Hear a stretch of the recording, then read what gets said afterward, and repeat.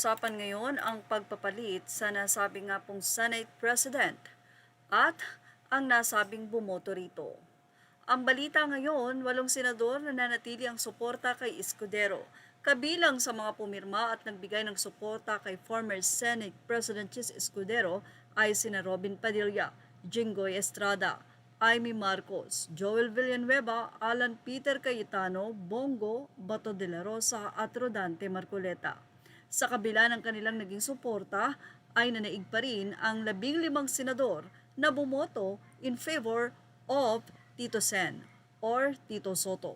Dahilan para mabago na ang pamunuan ng Senado sa gitna ng kontrobersya sa flood control project issue. Ito na nga din ang itinuturing na marahil ay bilang isa sa pinakamainit daw na botohan ngayong 20th Congress, kung saan nahati ang Senado sa dalawang kampo, ang pabor sa pagbabago daw ng liderato at ang nananatili sa likod ni Escudero.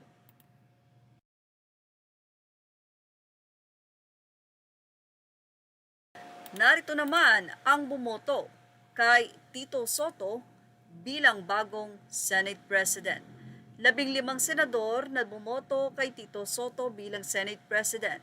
Sa gitna nga daw ng mainit na kontrobersya ukol sa umunoy irregularidad sa mga flood control projects, pinalitan ni Senator Tito Soto si Senator Chis Escudero.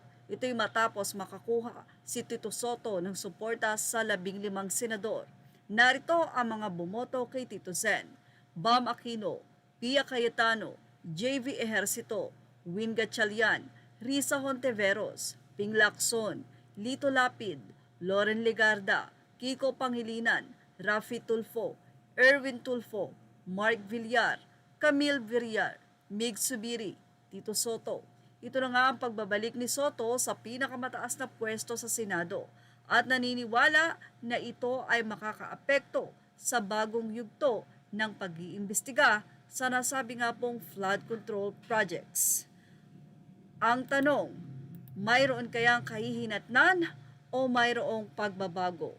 Samantala, matapos ituro ng mga diskaya ang mga politiko na di umano ay nakatanggap ng pera at nasa gitna ng katiwalian sa DPWH flood control project issue, ay maraming nagsabi na dapat daw pasalamatan ang news anchor na si Julius Babaw.